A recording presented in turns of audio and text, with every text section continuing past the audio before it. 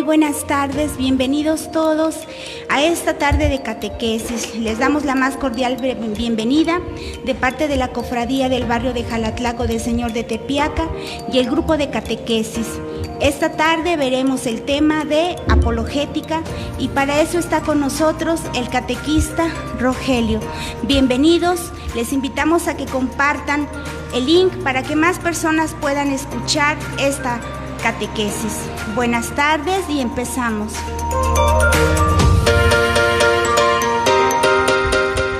Muy buenas tardes a todos ustedes a esta catequesis en este sábado. Sean todos bienvenidos. Gracias por acompañarnos. En esta tarde vamos a hablar de un tema que es la apologética. Sin embargo, antes de iniciarlo, vamos a hacer una oración invocando al Espíritu Santo para que nos guíe y nos ilumine. Desde donde están, digamos todos: Espíritu Santo, ilumina mi entendimiento y fortifica mi voluntad. Dame agudeza para entender, capacidad para retener, método y facultad para aprender, sutileza para interpretar, gracia y eficacia para hablar. Dame acierto para empezar, dirección al progresar y perfección en el acabar. Amén. El día de hoy es apologética. Posiblemente es un término que se nos hace extraño. Nos podemos preguntar qué es apologética. A lo mejor en algún momento lo hemos hablado, pero sin saber cuál es el tema principal. Y bueno, la apologética. ¿Qué es la apologética? Vamos a empezar con dos ejemplos sencillos para ir teniendo una idea de lo que vamos a tratar. Primero, un ejemplo para los pequeñines. Los niños siempre tienen a un amigo el cual quieren mucho, pero que en algún momento pues lo están acusando, lo están insultando, se están burlando de él. Aquel amigo sale precisamente a su defensa para que lo dejen en paz, para que lo que están diciendo es injusto. Está defendiendo a ese amigo. Ahora, un ejemplo tal vez ya para los mayores. Un juez que está con su cliente en un juicio y él va a salir a la defensa precisamente para mostrar su inocencia, pero a través de lo que viene siendo pruebas, con su argumento, con las pruebas necesarias que necesita, pues va a defender a su cliente. ¿A qué voy con esto? Que la apología es la defensa. ¿Pero la defensa de qué? La defensa de nuestra fe. Aquel amigo defiende a su gran amigo, a su querido compañero, y así como el juez defiende a su cliente, nosotros debemos de defender nuestra fe. Defender nuestra fe quiere decir que vamos a dar el argumento necesario.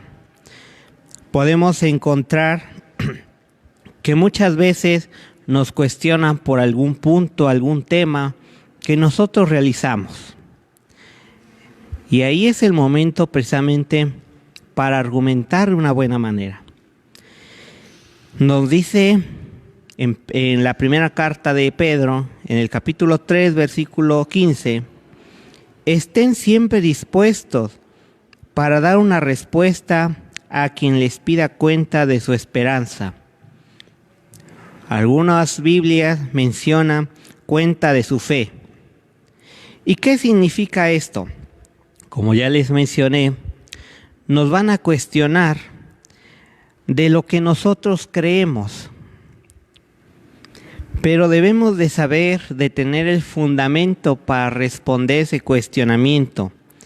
Debe de ser que nuestra fe está cimentada que es bastante razonable nuestro argumento, que esa defensa, ese comentario, siempre va a estar iluminado sobrenaturalmente por Dios. Él nos va a dar los medios y las palabras indicadas para poder defender y argumentar de una buena manera lo que nos están cuestionando. Nos dice, por tanto, debemos de dar razón de nuestra fe con conocimiento y con la ayuda del Espíritu Santo.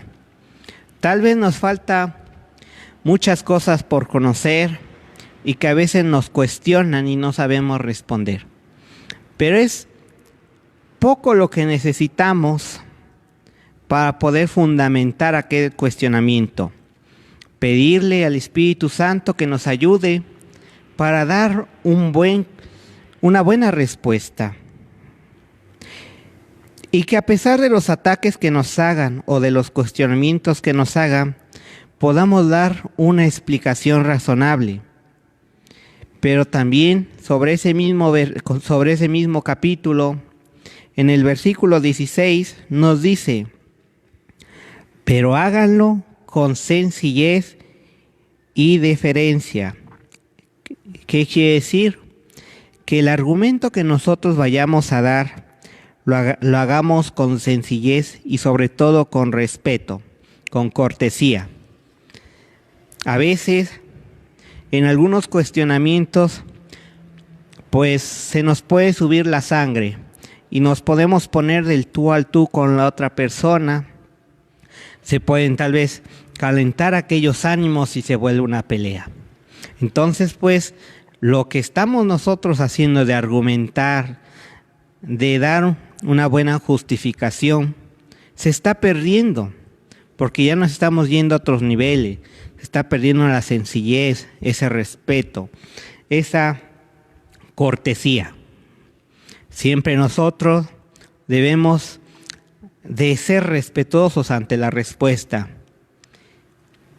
y que además podemos incluir algo más en nuestra defensa de la fe, que esto nos lo dice en Efesios capítulo 4 versículo 15. Estaremos en la verdad y el amor. Es decir, para que nuestra apologética sea verdaderamente exitosa, debe haber tanto verdad como amor, así como nuestro argumento debe ser respetuoso. Entonces, nuestro argumento que vamos a dar es una verdad llena de amor, y que lo que vayamos a decir lo hagamos con respeto, sin faltar el respeto a la persona que nos está cuestionando. Los argumentos que aprendamos y que digamos no es para atacar, no es para pelear con otras personas, porque a veces luego vemos que nos dicen algo y luego nos vamos precisamente a un pleito. Y aquí es lo contrario. Siempre debe haber un respeto hacia la verdad que vamos a decir, que está llena de amor. Y que cuando nosotros nos pregunten, debemos de responder de una manera adecuada. Este tema de la apología lo vamos a dividir en 3 partes. La apologética a los no creyentes, que a quienes se refiere, a los ateos, a las personas que no creen en Dios. La segunda parte sería apologética a los creyentes no cristianos. ¿Esto a qué se refiere? Que creen en Dios, pero sin embargo no creen en Cristo. La tercera, apologética a los cristianos no católicos. Esto se refiere a que creen en Cristo, sin embargo no creen en la iglesia. Y vamos a ver cómo se va dividiendo pues estas tres apologías. La primera que iríamos a ver es la apologética a los no creyentes, aquellos que no creen en Dios. Y pues a veces los conocemos comúnmente como ateos. ¿Qué significa teos? Teos significa Dios, y que es un artículo y que en griego significa sin, podemos juntar el término que es sin Dios. Ellos no creen en Dios, por eso se les daría ese término. Pero también están aquellos que dicen que no pueden asegurar que Dios existe, pero tampoco niegan su existencia. Aquí a estas personas las podemos denominar como agnósticos. Gnósticos viene del término conocimiento. Igual a quiere decir a. Entonces sería un sin conocimiento de Dios. Como les digo en un principio, no aseguran que no existe, pero tampoco aseguran su existencia. Ellos pueden decirnos, ok, estás bien, pero tampoco voy a decir, estás correcto porque Dios existe. O Dios no existe. Simplemente ellos se quedan en un término en el que no dan una respuesta o no se van o no se inclinan de un lado para la creencia o la no creencia. Vemos hoy en día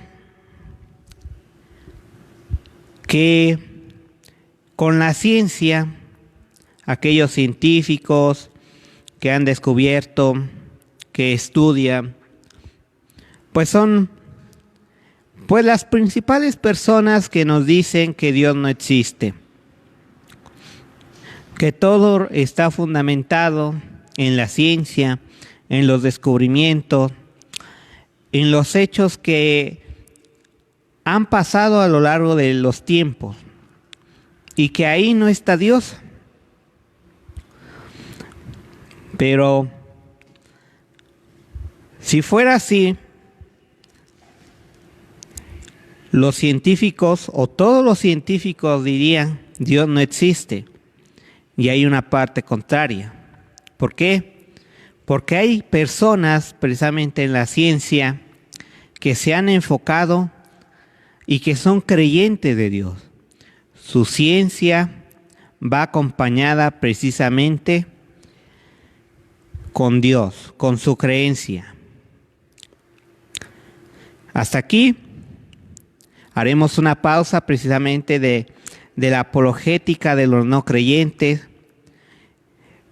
Y en el siguiente bloque vamos a poner algunos ejemplos de quiénes serían estos personajes que no solamente se enfocan a la ciencia, sino también están presentes en su espiritualidad. Vamos pues a una pausa y regresamos.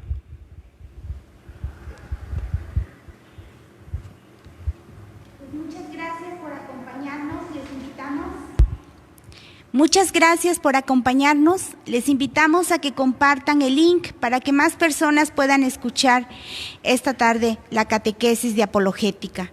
Le damos gracias a Dulce María, a Ángel Gabriel, a Derek, a Eduardo, a José Eduardo de la maestra Pilar, a Pamela Sofía de la maestra Yolanda, a Claudia y a Juan Pablo del maestro Rogelio. Cualquier duda que tengan en relación a este tema, con todo gusto pueden hacernos llegar sus preguntas para que el catequista Rogelio las pueda contestar. Continuamos.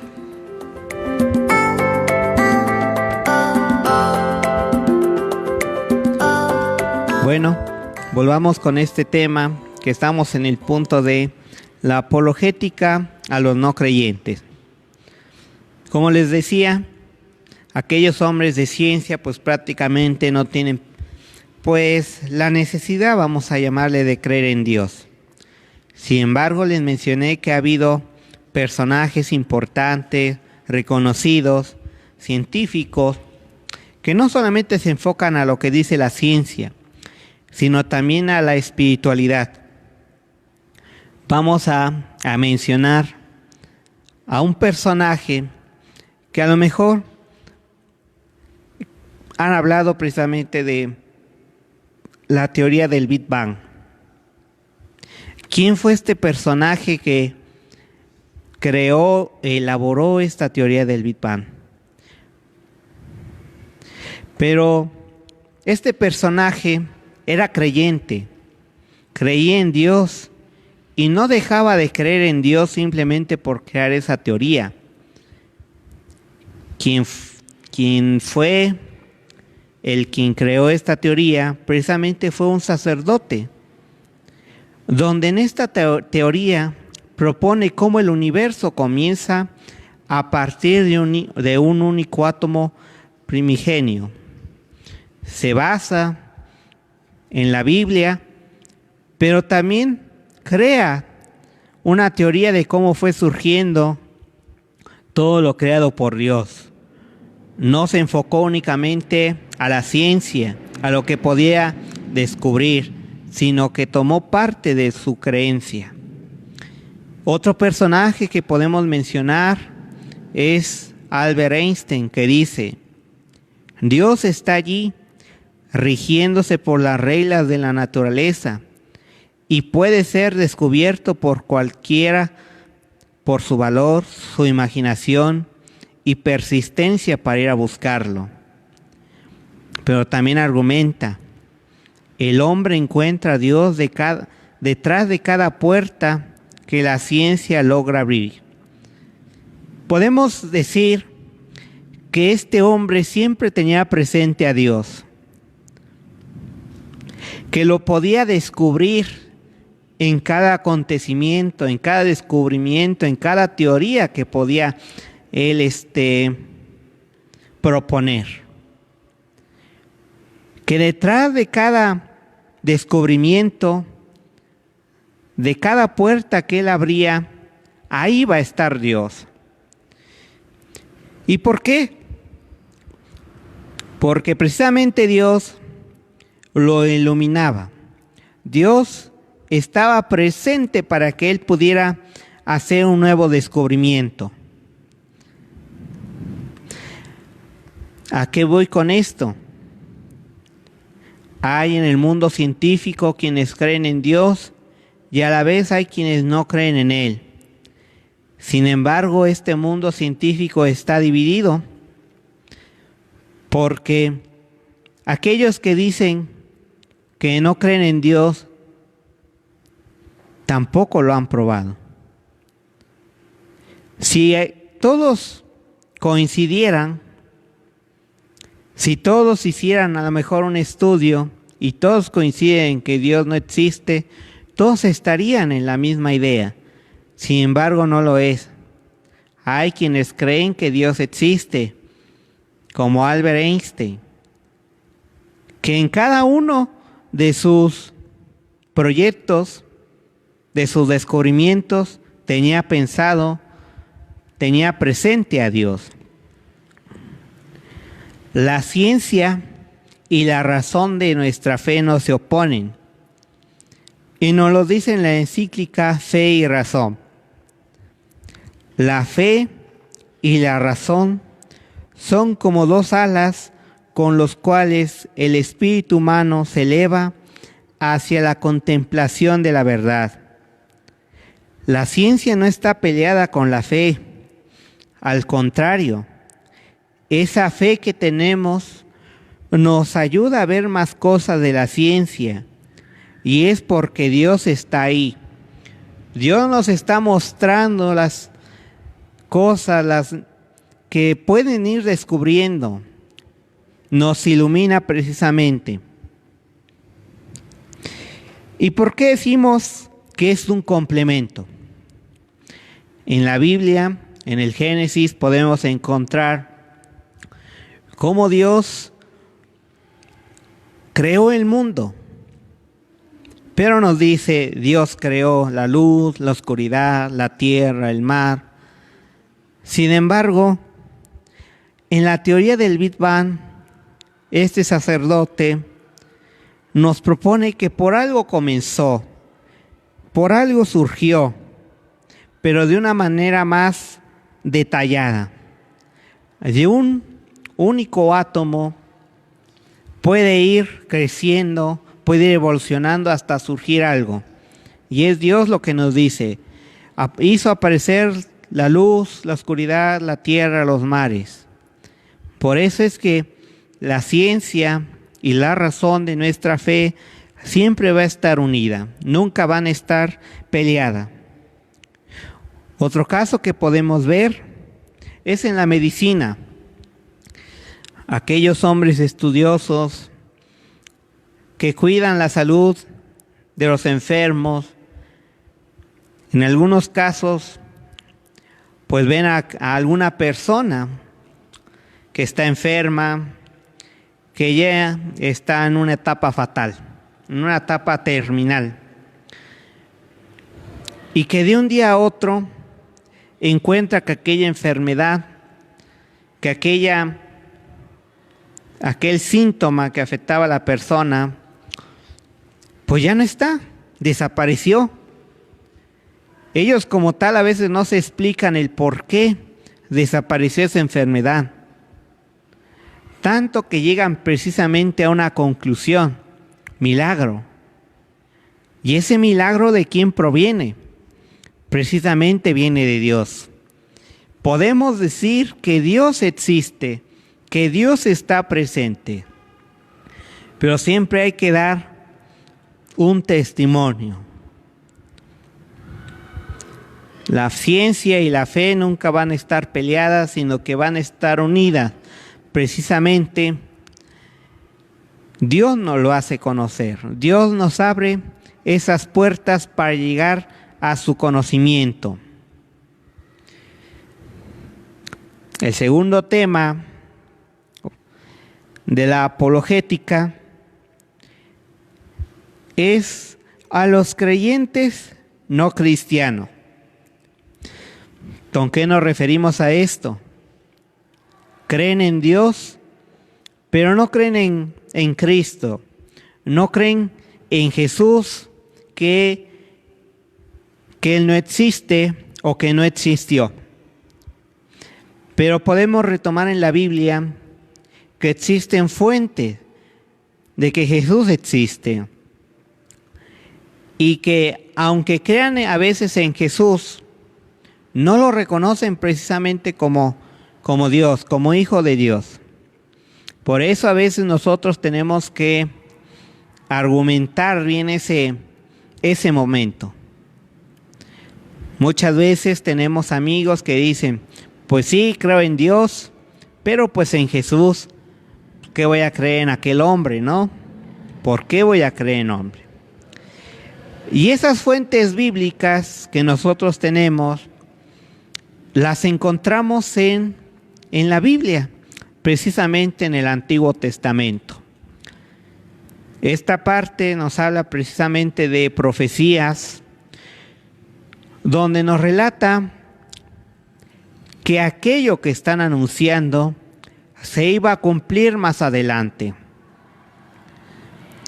Estas referencias las podemos encontrar en los diferentes libros del Antiguo Testamento.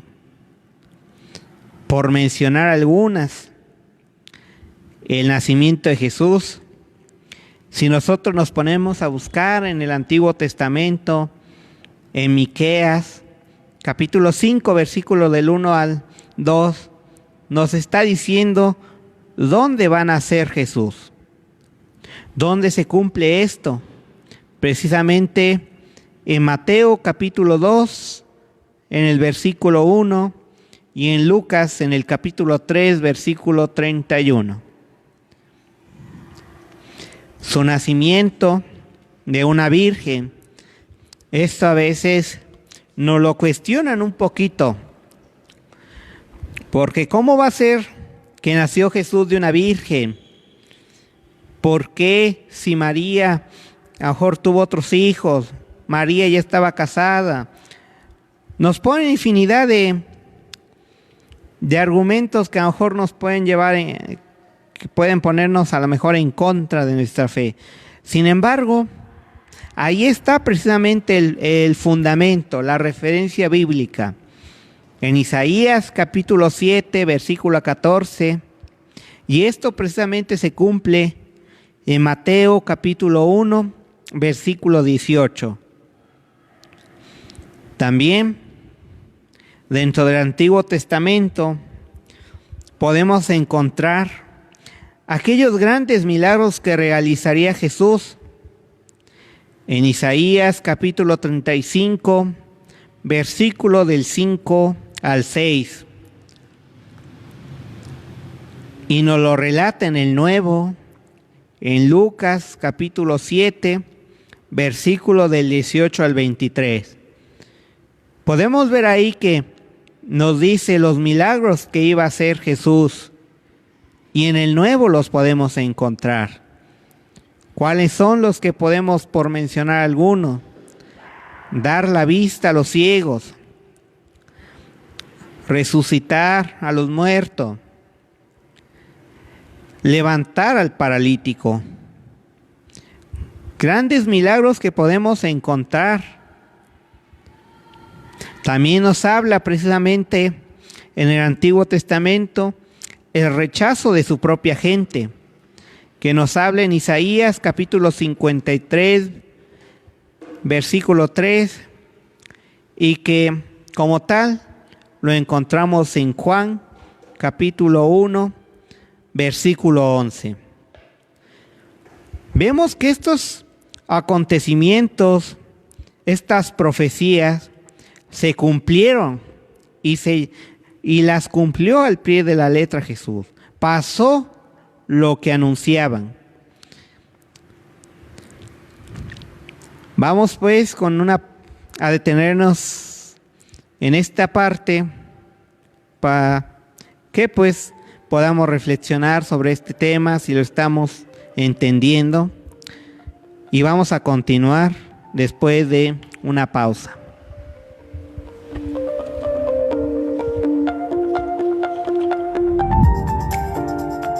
Bueno, pues continuamos con esta catequesis sobre apologética, y nos dice Cecilia Martínez que ella piensa que el respeto se ha perdido ya entre hijos y padres e hijos. Nos dice que los valores se están perdiendo cada vez más y que solamente nos queda ponernos en manos de Dios. Pues pidámosle al Señor que derrame su Espíritu Santo en nosotros para que podamos como padres ser ejemplo y sembrar esos valores en nuestros hijos. Le damos las gracias a Karen del profe Roge, a Juan Diego, a Francisco Javier, a Gael, a Camila, a Laura Mariana de la maestra Pilar, a Camila de la maestra Tere, a Ángel de las catequistas Flor y Emma. Pues continuamos. Si tienen alguna pregunta, les invitamos a que nos las hagan llegar para que el catequista se las pueda disipar. Continuamos.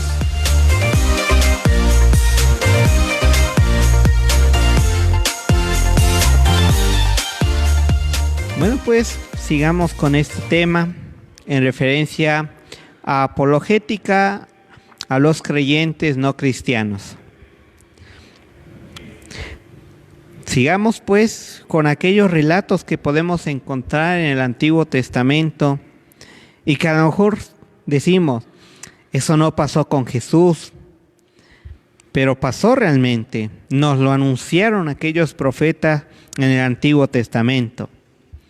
Podemos encontrar la traición de uno de sus amigos y el precio pagado por él en el Salmo 41, en el versículo 10, y en Zacarías en el capítulo 11, en el versículo del 12 al 13.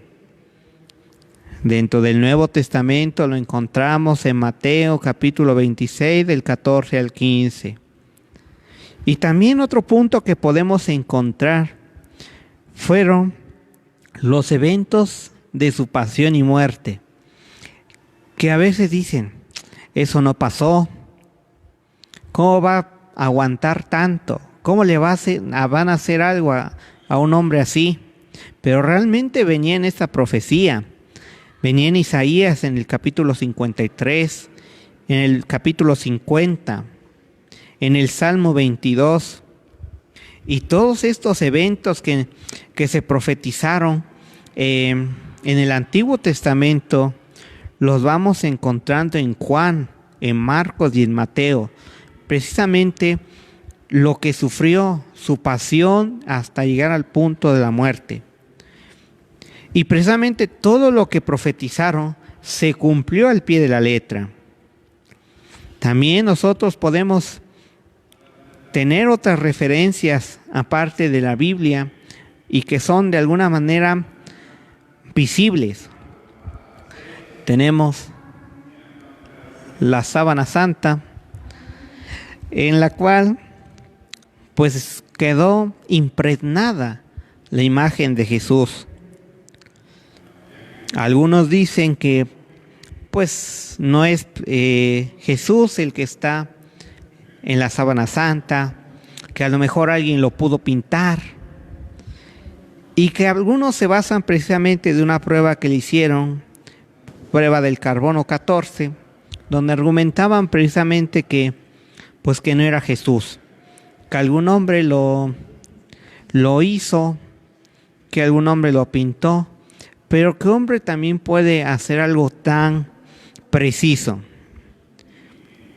Y precisamente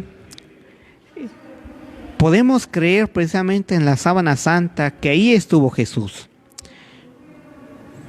Todas las disciplinas que han estudiado la sábana santa que cubrió a Jesús, que ha sido un estudio interdisciplinario, argumentan y aseguran que Jesús fue cubierto por esa sábana y que precisamente cuando quedó plasmado su rostro, su figura, precisamente en la resurrección. Hagamos cuenta que cuando nosotros ponemos una hoja sobre un objeto y la pasamos con un lápiz, se va formando aquella figura que estamos calcando. Con la resurrección fue un resplandor tan grande que quedó plasmado esa figura de Jesús en la sábana santa. Entonces ahí igual podemos ver las pruebas. Si a lo mejor todavía no nos convence las referencias bíblicas, lo que nos decían que iba a suceder y lo que sucedió en los evangelios, ahí lo tenemos precisamente presente en la sábana santa. Ese sería pues el segundo punto de la apologética a los creyentes no cristianos. El tercer punto sería la apologética hacia cristianos, pero no creyentes en la iglesia. Es decir, la apologética a los cristianos no católicos. Como les dije, son aquellos que creen en Dios, creen en Jesús, pero que no están de acuerdo con la iglesia. Y aquí podemos encontrar una situación en la que tenemos amigos protestantes, amigos tal vez testigos de Jehová, no sé, tenemos siempre conocidos, y donde ellos a veces nos cuestionan. ¿Por qué ustedes los católicos hacen esto? Ustedes hacen mal esto, ustedes se enfocan más a una cosa y nosotros no. Pero realmente nos hace falta precisamente enfocarnos a esos puntos. Nosotros como tal éramos uno solo. Nosotros decimos en el credo, creo en una iglesia. Jesús quería precisamente que hubiera unidad. Y esto lo podemos encontrar precisamente en Juan, capítulo 17, versículo del 20 al 21. No ruego solo por estos, sino también por aquellos que por medio de su palabra creerán en mí, para que todos sean uno, como tú, Padre, en mí y yo en ti. Que ellos también sean uno en nosotros, para que el mundo crea que tú me has enviado. Y esa parte de unidad se ha corrompido. La iglesia era una y se ha dividido.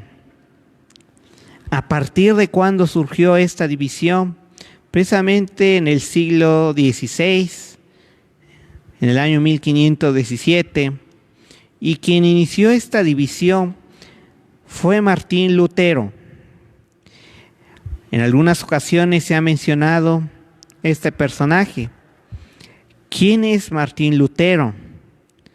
Él precisamente era parte de los agustinos, de la orden de los agustinos. Él era católico. Sin embargo, él empezó a hacer una reforma que se le dio el nombre con reforma luterana. Y fue a partir de entonces que hubo una fractura de la iglesia y que de ahí empezaron a salir varias iglesias cristianas que se denominan así, los cuales pues se denominan que son auténticas. Sin embargo, la auténtica, y que lo podemos nosotros encontrar, es en Mateo capítulo 16, versículo 18, cuando Jesús nombró a Pedro como piedra y que sobre él edificaría esa iglesia. ¿Qué nos dice este versículo? Tú eres Pedro y sobre esta piedra edificaré mi iglesia, desde Pedro hasta Francisco. Vemos que Jesús pone los cimientos sobre Pedro. No que Pedro sea el fundador de la iglesia, sino Jesús empieza a poner ese cimiento sobre Pedro. Ahí nos está diciendo, tú eres piedra y sobre esta piedra edificaré mi iglesia. No nos dice, edificaré mis iglesias. Porque podemos tal vez decir, es la iglesia de los testigos de Jehová, del último reino. No son iglesias. Se han venido identificando como iglesias auténticas. Sin embargo, podemos ver que algunas son no tan recientes y que no tienen muchos años fundadas. En cambio, desde que estaba Jesús podemos encontrar que Jesús cimentó en Pedro la iglesia para que así pudiera crearse, edificarse. La iglesia precisamente inicia desde Pedro hasta nuestros tiempos con el Papa Francisco. Pero, como ya les venía diciendo, la unidad que tenía la iglesia en conjunto se fracturó precisamente a este padre agustino llamado Martín Lutero. Y entonces, ¿por qué se alejó Lutero de la iglesia? Lutero no se separó precisamente por la iglesia, por inmoralidades de la iglesia. Es decir, que a lo mejor él veía corrupción, que a lo mejor él veía que se hacían malas cosas o movimientos que no eran actos de la iglesia, sino realmente fue por cuestiones doctrinales.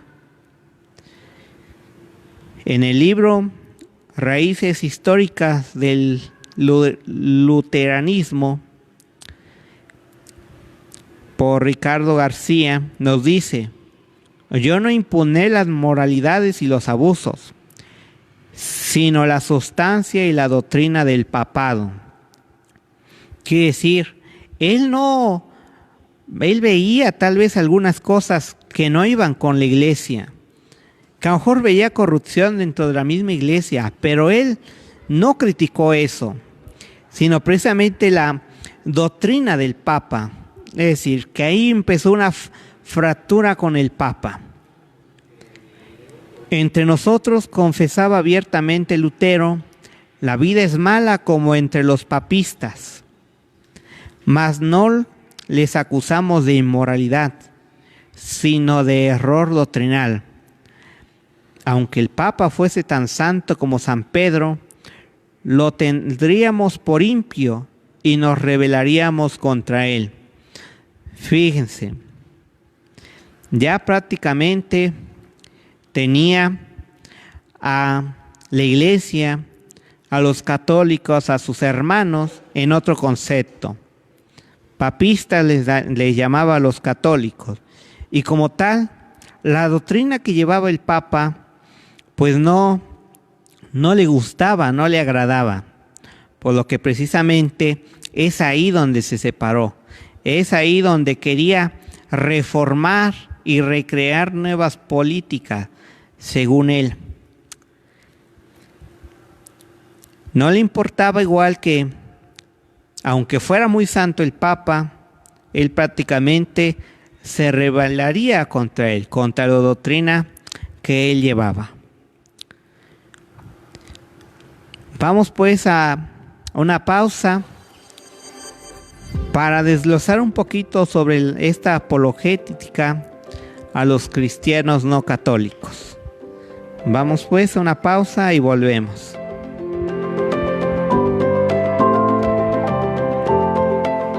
Gracias por seguir con nosotros, pues nos dice Elizabeth, en estos momentos tan difíciles debemos de tener más fe. Y efectivamente la apologética, si nosotros la estudiamos, nos ayuda a que nuestra fe esté cimentada en la palabra de Dios. Cecilia nos dice, yo pienso que cada religión tiene diferentes opiniones acerca de Dios. Cada secta interpreta la Biblia a su manera y hace ver a su manera de ellos lo que la Biblia dice. Solo los que tenemos nuestra fe bien sembrada no nos vamos a dejar engañar y vamos a defender nuestra religión porque Dios sí existe y está con nosotros. Efectivamente, la apologética es quien se encarga de defender nuestra fe en base a la palabra de Dios, en base a la Biblia. Pues gracias por seguir con nosotros. Les recordamos a los ganadores de los divinos niños que el día de mañana se les hará entrega de las imágenes ya bendecidas por nuestro sacerdote. Los ganadores de la catequista Esperanza es Félix Juan, de la catequista Mayra, Hugo Ramírez, de la catequista Maridali, Diego Orozco y Arturo Barachiel, de la catequista Yolanda, Leslie Conde, del catequista Rogelio, Juan Pablo, del catequista Rogelio, Yelitza Dionet, de la catequista Pilar, Fernando Miguel, Liliana Monte, José Eduardo, Ana Patricia, y tenemos un ganador que se llama Emilio, pero no puso quién es su catequesis. Ojalá que nos esté escuchando para que podamos, para que pueda venir mañana a la entrega de esta imagen que será donada por la señora Chayito, por la maestra Chayito, que fue quien está donando las imágenes de este divino niño. Continuamos con este tema. Gracias por acompañarnos. Adelante.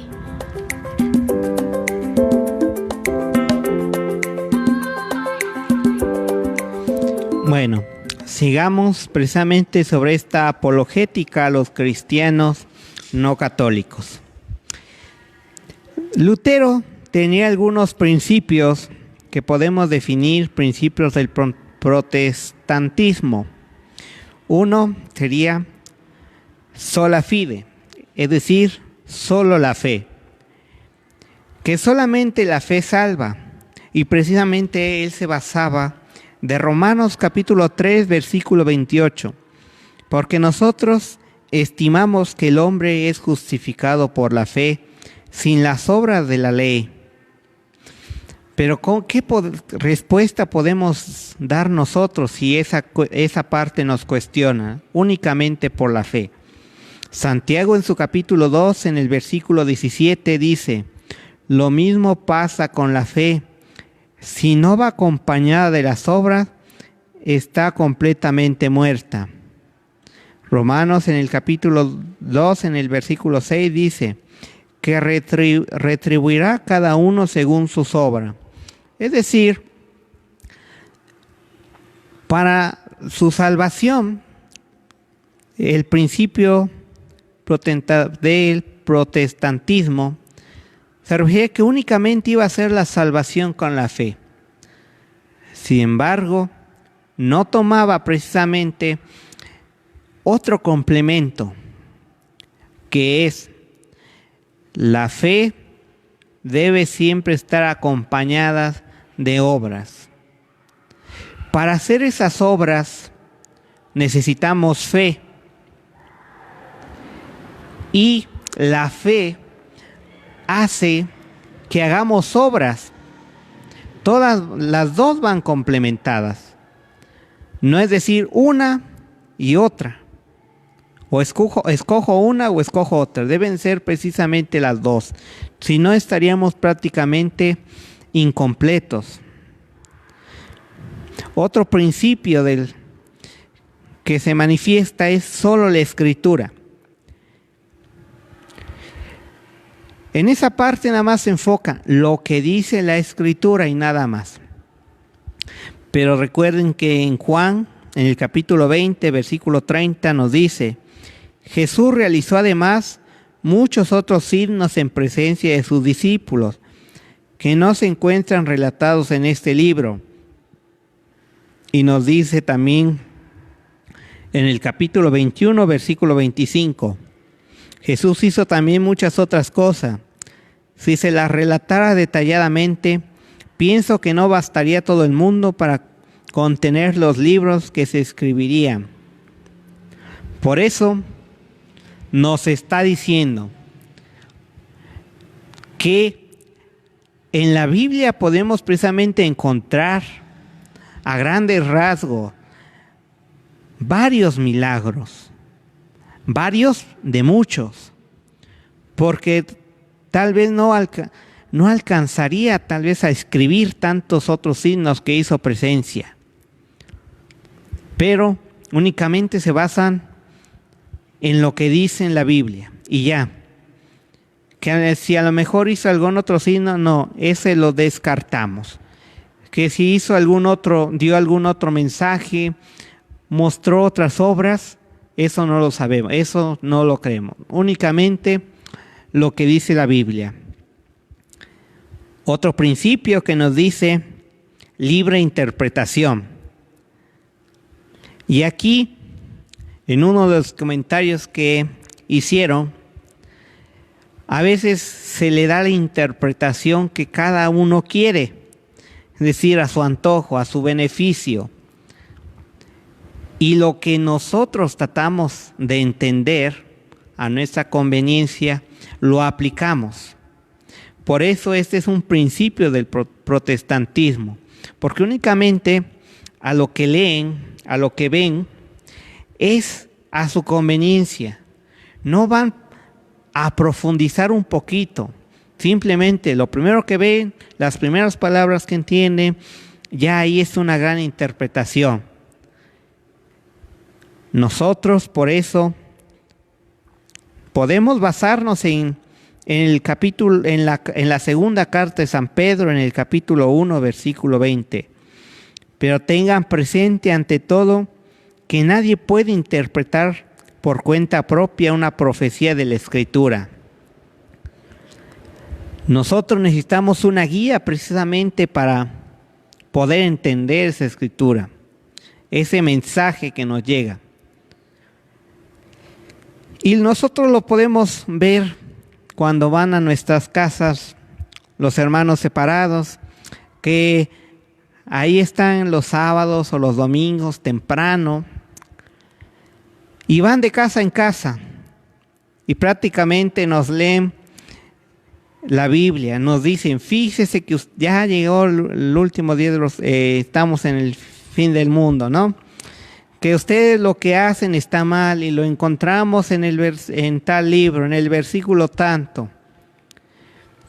Pero les falta tal vez encontrar un significado propio de lo que están diciéndonos. Por eso nosotros, en esta apologética, debemos de defendernos precisamente ante los comentarios o las situaciones que nos impongan nuestros hermanos separados. Porque a veces nos quedamos paralizados. ¿Qué le contesto? ¿Qué le digo? No tengo un argumento en el cual pues le diga, ok, espérame, tú me estás diciendo esto, pero si leemos en otro versículo de la Biblia, encontramos esto, encontramos aquello. Pero por eso debemos siempre de tener un poquito de conocimiento para poder defender nuestra fe. Un tema en el que a veces nos agarran desprevenidos es en las imágenes. Las imágenes que nos dicen, ustedes adoran a las imágenes, ustedes hacen lo de la idolatría, adorar a otros dioses, pero el único que hay que adorar es en Dios. Momento. Ahí una cosa es adorar y venerar. Adoramos únicamente a Dios y veneramos precisamente a la Virgen, a los santos. Precisamente los veneramos porque son un ejemplo para nosotros para seguir el camino a una santidad. Nosotros tenemos precisamente imágenes, pero no porque las adoremos, sino porque queremos tener una presencia de aquel santo, de aquella virgencita que nos hace falta. Nosotros tenemos a lo mejor fotos de nuestros familiares y no por eso vamos a decir yo adoro a mi familiar, lo venero, le tengo cariño, pero lo tengo presente. Y aquí también las imágenes hacen que aquella persona, aquel personaje que representa esa imagen, lo tengamos presente para tener una guía, para tener un ejemplo a seguir. Por eso debemos tal vez ver y que siempre nos recalcan. Nos dice en Éxodo en 24, no te harás escultura ni imagen alguna, ni de lo que hay arriba en los cielos, ni de lo que hay abajo en la tierra, ni de lo que hay en las aguas debajo de la tierra. ¿Cuál sería precisamente nuestra respuesta? Lo que Dios prohíbe no es la elaboración de las imágenes, sino la idolatría. Dios mismo manda hacer imágenes y lo encontramos en Éxodo 25, 18. Harás además 2 querubines de oro macizo, los harás en los 2 extremos del propiciatorio. Es decir, que cuando Dios dio las tablas de su ley, Él dijo que debían de ponerse estos 2 querubines. Lo encontramos también en Éxodo 26, 31. Harás un velo de púrpura violeta y escarlata, de carmesí lino fino torsal. Bordarás en él unos querubines. Vemos que ahí tenemos una respuesta a lo que ellos nos contradicen. Interpretan la Biblia, pero nosotros podemos dar esa justificación. Dios les dice, creen querubines, Dios nos dice que no hay que ser idólatras. Por eso esas imágenes que tenemos en casa, en nuestro altar, simbolizan a aquella persona que nos hacen pensar que podemos estar cerca de ella, que ella está cerca de nosotros y que podemos tomarlo de ejemplo. Por eso es siempre importante que cada vez que nos cuestionen sobre algo, debamos de saber argumentar bien. Como les dije al principio, siempre es cuestión de respeto, de confianza y sobre todo una respuesta de amor para llegar precisamente a esa verdad.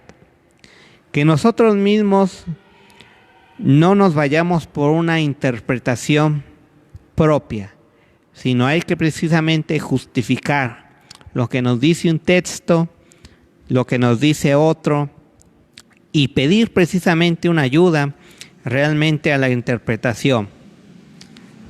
Porque, como les dije al principio, pues la interpretación se puede dar a nuestro beneficio, pero no realmente a lo que va enfocado, como es precisamente lo de las imágenes. Y bueno, un consejo que pues les puedo dar es que siempre estemos en un constante conocimiento hacia el cuestionamiento que nos puedan hacer. Defendamos pues nuestra fe. Si nuestra fe está un poco debilitada, pues fortalecerla. Y si nuestra fe está fortalecida, vamos a defender precisamente con el argumento necesario. Pues bueno, por mi parte es todo. Espero que este tema haya quedado claro. Espero que no hayan quedado dudas. Esperando que se lleven un mensaje, una pequeña reflexión sobre lo que es la apología. Por mi parte es todo. Les agradezco su atención por habernos seguido, por habernos acompañado. Gracias igual a la cofradía de Barrio de Xalatlaco del Señor de Tepeaca, que nos ayuda con las transmisiones, a todo el equipo. De antemano, muy buenas tardes y que pasen un buen fin de semana.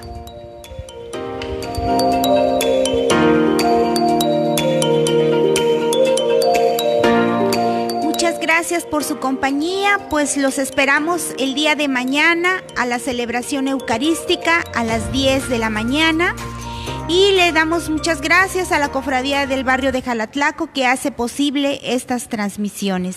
Los esperamos el día lunes con los siguientes temas sobre estas catequesis. Que tengan un excelente fin de semana y que Dios les bendiga. Buenas tardes.